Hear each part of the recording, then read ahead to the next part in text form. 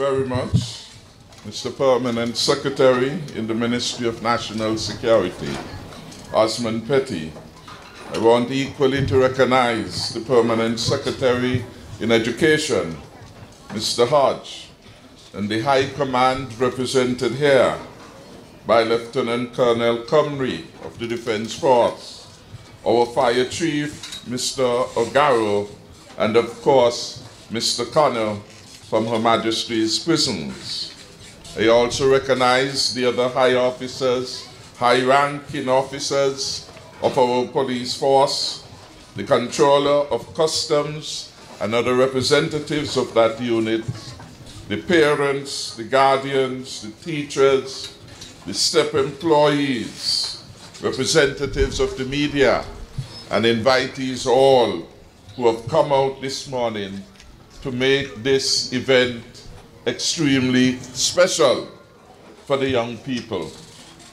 And in that regard, I also want to recognize former Commissioner of Police, Mr. Williams, and to thank him for speaking to young people about their future and about their worth and value.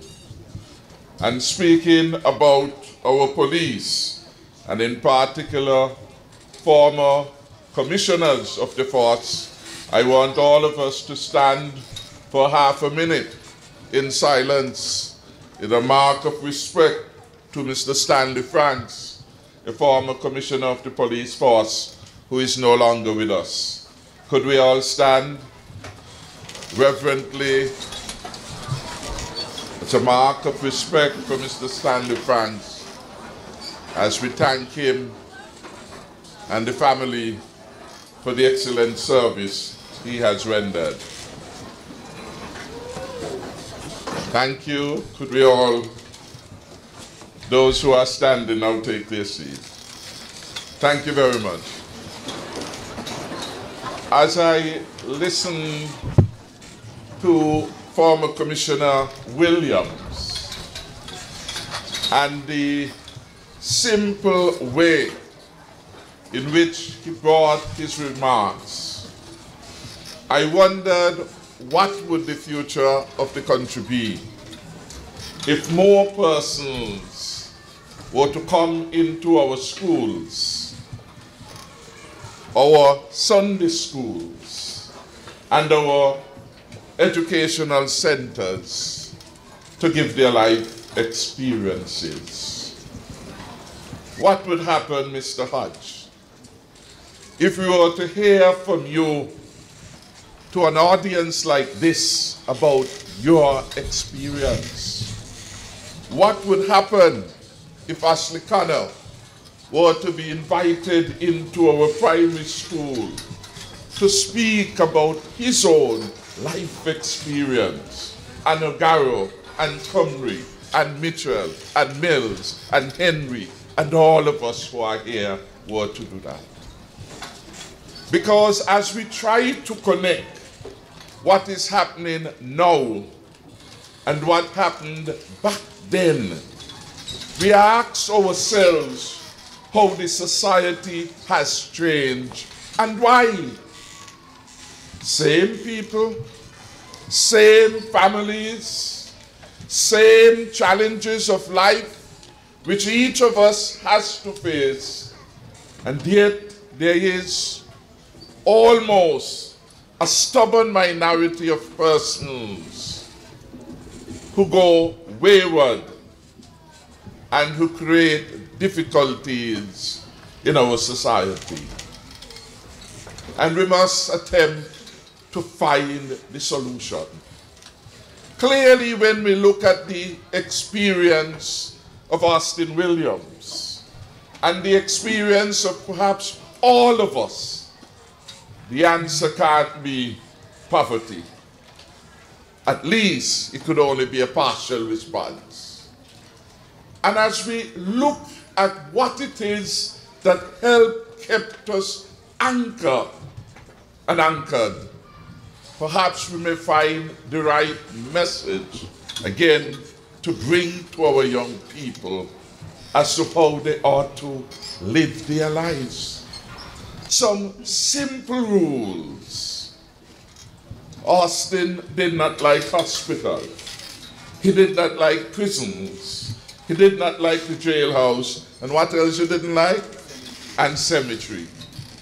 And he attempted to live his life in such a way that unless it was absolutely necessary, and some of these places at some point we will go, for example, the cemetery. But he, having had that idea, set out to live a life a certain way that today we can honor him for his outstanding contribution to the community. Perhaps, Mr. Hodge, in our education system, young people have to hear more of these messages, because they are simple rules to life and living. Simple rules that people have to be attuned to early. And the experts in education and psychology tell us that the critical starting point is when they are extremely young. What does the research say? The most impactful time for intervention in young people is between ages 0 to 3. 0 to 3, critical formative years. That is why what we are doing here today must be hailed and heralded and emulated. That is why Austin is right that we have replication of this in Bastia, in west and in east of the country. And each one must be as large as this one, because we have to put energy and resources now to direct the young people in the path that they should grow and develop, so that fewer of them would want to depart when they become adults from that kind of exposure and experience. Simple messages. I didn't want to make life difficult for my mother, and that guided him. And he became the head law enforcement officer in the country, and those values stood with him. We have to very early create the right impression, and the teachers are critical for it, and that is why I commend those who are here, because again, they tell us when we study education that the teachers can break or make students in the classroom by what they bring, by who they are, by their mode of delivery, by their caring and consideration. So I want to particularly commend those who are engaged in community policing for the efforts they are putting in creating the summer camp. Could we give them all a round of applause? Inspector Rosemary Isles Joseph, Sergeant Ricardo Sampson, Sergeant Donna Henderson, Sergeant Shauna Francis Edwards, Sergeant Paula Hodge, Constable Austin Percival, Constable Nikisha Thomas, Constable Aidan Hendrickson, Constable Ladima McSheen. May God continue to bless their efforts. As I heard that message and begin to think about what I should say, it was no longer important for me to look at my script, because I tried to juxtapose the impressionable remarks from the former commissioner to what are the imperatives of learning. And that brought me back to Mr. Hodge. What it is are we attempting to do with our young people? What it is we are missing and need to become better at? And I remember as Minister of Education, I used to have to read UNESCO chapters and the imperatives of learning. And I reflected on them. 4 critical elements of learning experiences of people. Learning to be, learning to know, learning to do, and learning to live together. And when they were enunciated as global truths, if you will, for those who are involved in education and development of young people, we were advised that we ought to avoid, as it were, putting them in silos. In other words, learning had to be a comprehensive experience that brought all 4 pillars interlocked and intertwined, so there could properly be no learning to be without learning to know. And learning to know was fundamentally a mission for our primary schools, for our preschools, for our secondary schools, for our tertiary education institution, providing the body of knowledge that help people to adjust and change and do well. Learning to do was largely conceived as a workplace experience. How will we function at work? Today we hear some employers say that the persons who are coming out of school are not, some of them, ready for work.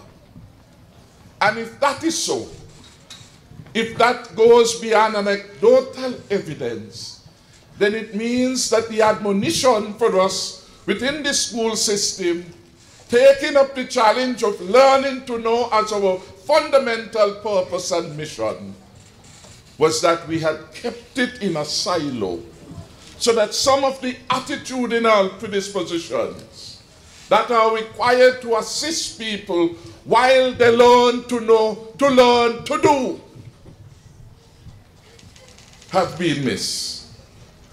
And so we have to look at that again. But I want to focus a little bit on the 4th imperative, which must also come while we help people to learn to know. And the 4th imperative, learning to live together. They say that learning to be is a private sphere of activity. What does each of these students want to be and to become? But all those things, truthfully, are impacted by their socialization at home, in the church, in the school, etc. But learning together, learning to live together, is at the stage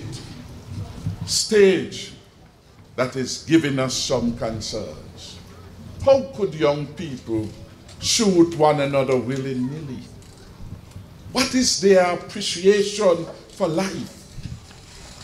What it is they want to become, this learning to be, which is a private matter to some extent, impacted by socialization, that could make the difference in the lives of our young people. And yes, it is a few, a minority, but it is still a disturbing minority that is creating a state of concern, of fear in the society, and we therefore need to be much more vigorous in our response. This learning to live together, how to relate with one another, is at the cornerstone of that. Do we show tolerance and respect and solidarity and teamwork? Do we have a sense of belonging, of history and culture that help to shape and guide us? Learning to live together is what I think at this particular moment we need to infuse more in our young people, particularly at the formative age and stage of the game. Teamwork, respect for self, respect for each other, cooperation, solidarity, and a commitment to a wider agenda than self. And so I believe in some ways what we are attempting to do today with this summer camp is exactly what those at the fire services, fire and rescue services were attempting to do. Was it last week, Mr. O'Gara, or 2 weeks ago, when they launched their own camp of young people drawn from across St. Kitts and Nevis together? How do we help them while they are here to understand differences, appreciate differences, learn to help, and learn to live with one another? If through exercises like these, we build their capacity to do good, we build their capacity for tolerance, we build their capacity for solidarity, we build their capacity for teamwork, we build their capacity to show love for country and people, these camps will be well worth it. Well worth it. And so I endorse again the recommendation from Austin Williams. And I believe he would lead the next camp next year. So Mr. Petty, you have a leader, and he will take the camp out west. I volunteered him. Because as he said, we need to have so much more of these throughout St. Kitts and Nevis as we attempt to deal with the challenges of safety and security. Every vulnerable child in our system become a potential menace to society. And we therefore have to find ways of confining the ambit within which vulnerable people can operate, by finding them and helping them and giving them the support to live loving, helpful lives that would help add value to our country. And there is perhaps no better person to do that than our teachers, Mr. Hodge, than our teachers, who have to be counseled well as part of their preparation, because going to college is not just about learning to know. It's not just knowing 1 + 1 is 2. It's not just knowing the techniques of arithmetic. It's not just placing the subject and the verb and having agreement. It is about helping ourselves and the students to learn to be, to learn to do, and to learn to live together. And if we have them living together nicely in the classrooms, it is a good foundation on which to build. I want to pay tribute to all teachers and recognize here 2 of my own teachers, Mr. Petty, who taught me maths, and Nisha Bart, who is here, who taught me geography, still pretty and lovely, and a very helpful teacher. And as you look at who made impact on your lives, invariably you will find a teacher. And as I look through my own journey, I point to teachers who by their actions, not their instruction, showed caring, showed interest, showed me that beyond me there were other things that were important in life and which have helped to ground me. So I want to end by thanking all the private actors who are partnering with us in this summer camp. The Chamber of Industry and Commerce, could the students give them a round of applause? Contech, Cricket West Indies, Care Construction Group, Ross University School of Medicine, the Department of Sports and Education, the St. Kitts Football Association, among several others. And I end with a quote from Luke 12:48.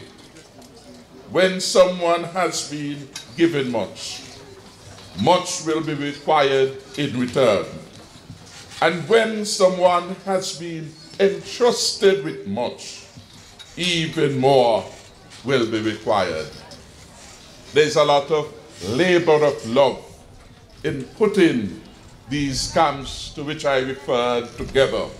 And I want to commend the organizers and the facilitators and hope that the students will truly enjoy. And as they reflect, as they get older, and the importance of these camps in helping them adjust, that they would want at some future point to become leaders and organizers of similar kinds of activities. Congratulations to the Explorer groups. Congratulations to all. The future of the country is still bright. And the future must be bright. And the future will always rest upon the vitality and energy and resourcefulness and courage and discipline and industry of young people everywhere. That is why these camps are important. And those who are parents and guardians who have come to give support, I say thank you, and to God be the glory. God bless us all. Stay up to date with news, programs, and activities of the government with SKNIS. Like us on Facebook. Listen to us on SoundCloud.